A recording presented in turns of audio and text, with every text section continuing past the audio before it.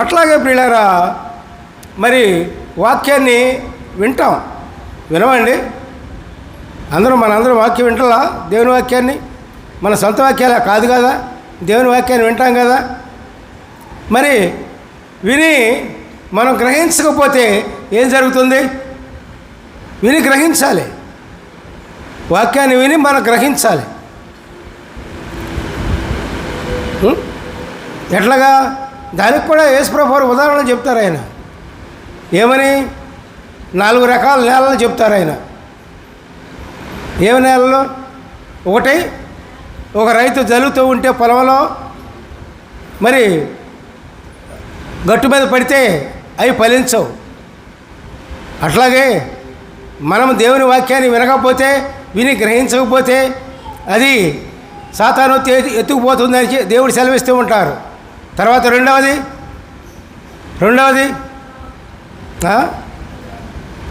కొనుక్కోదు, గట్టిగా చెప్పాలి. త్రోవ పక్కన చెప్పాము, అయిపోయింది. రెండవది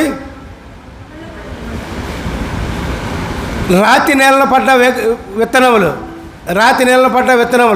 జల్లుతూ ఉంటే రాతి నేలలో పడతా ఉంటుంది. కింద మట్టి లేకపోయే వరకు అది ఏం జరుగుతుంది? అది పెరగదు, మాడిపోద్ది. అట్లాగే అనేకమైన రాతి హృదయాలు ఉంటాయి. అటువంటి రాతి హృదయాలు మరి వాక్యము వినగానే గ్రహించడం వల్ల కాదు, అది నిష్ఫలమైపోద్ది పిల్లారా. అట్లాగే మూడవది, ముళ్ళ పొదల్లో పడిందనుకో విత్తనాలు, ఏం జరుగుతాయి? ముళ్ళు ఎదగనియు. అట్లాగే మనిషి బాధలు, వ్యాధులు, కష్టాలు, నష్టాలు వచ్చినప్పుడు దేవుని వాక్యాన్ని గ్రహించకపోతే అవి ఎదగనియు దేవుని వాక్యాన్ని. కాబట్టి నాలుగవది, 3 అయిపోయినాయి కదా, నాలుగవది ఏంటి? మంచి నేలను పడ్డ విత్తనాలు ఏ విధంగా ఉంటాయి? అవి ఫలిస్తాయి.